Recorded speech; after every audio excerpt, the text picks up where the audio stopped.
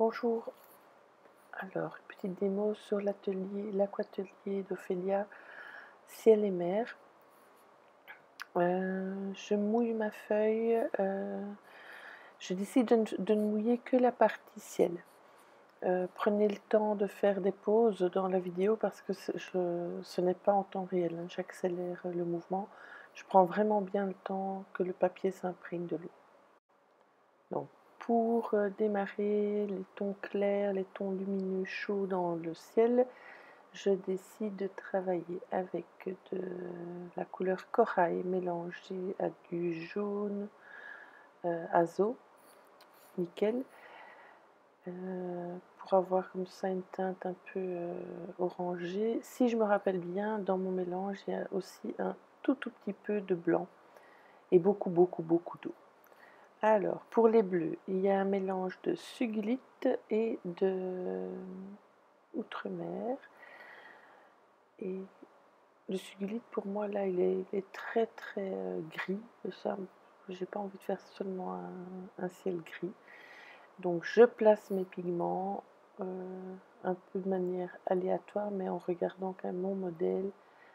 Ah, là, j'ai décidé de prendre un bleu un peu plus clair, qui est le cendre de sonnelier. Et donc je place, je disais, mes couleurs de manière un peu aléatoire, sans trop les fondre l'une dans l'autre. C'est l'eau qui va les fondre les unes dans les autres. Je regarde simplement mon modèle en me disant, tiens, où sont les couleurs foncées et où sont les emplacements où je peux laisser beaucoup moins de pigments.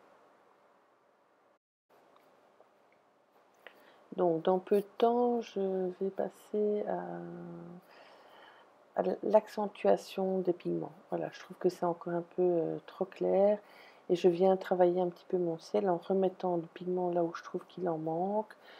Au départ, je regardais beaucoup mon image de référence. Il y a un moment où je me concentre plus sur ce que j'ai déjà et j'essaie de l'améliorer sans plus trop me focaliser sur l'image de référence. Parce que sinon, on veut maîtriser trop les effets, ce qui ne me plaît pas. Donc, vous voyez, je mets des pigments et je fonce à certains endroits. Et on va voir aussi que j'éclaircis à d'autres endroits en passant un autre pinceau propre et un peu humide pour absorber le pigment. Voilà, ici. Et ce pinceau, c'est un pinceau en poil de loup. C'était la première fois que je l'essayais. Il est sympa. Non, j'ai pas eu... je devrais encore l'utiliser pour savoir ce qu'il a d'extraordinaire. Alors, on va passer à la mer. J'ai mis un mélange de lavande de Daniel Smith et outremer, si je me rappelle bien. Alors, je suis nouveau hors cadrage. Vous allez voir qu'avec un essuie-tout, là, avec un mouchoir, j'ai été un peu trop bas pour la mer. Donc, j'absorbe l'excédent de manière à plus ou moins droite. Et pour mon sable, j'ai fait un mélange de redoxyde de corps avec un peu d'azo dedans, toujours azo nickel, et de comment ça s'appelle, Tiger Eyes de Daniel Smith. Vous voyez, je suis carrément revenue avec de l'azo bien flashy dans le sable. Et là, j'emploie la technique dont Ophélia nous parlait. Donc, le sac plastique. On ne voit pas ce que je fais. Ah, super. Donc, torsadé, un plastique très fin. Je le torsade, je le pose et je retire assez vite. Je ne l'ai pas fait énormément. J'avoue que je préfère ces effets-ci.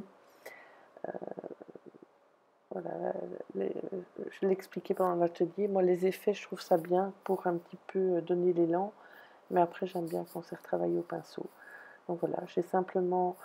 Le plastique avait retiré, avait éclairci pas mal d'endroits, ce qui est très bien.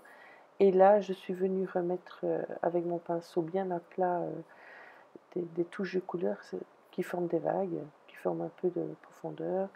Avec un pinceau propre, je viens encore mettre quelques reflets.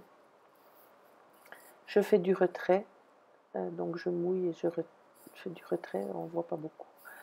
Dans mes retraits sur le sable, je rajoute un petit peu de bleu pour donner l'impression que le ciel se reflète dans l'eau.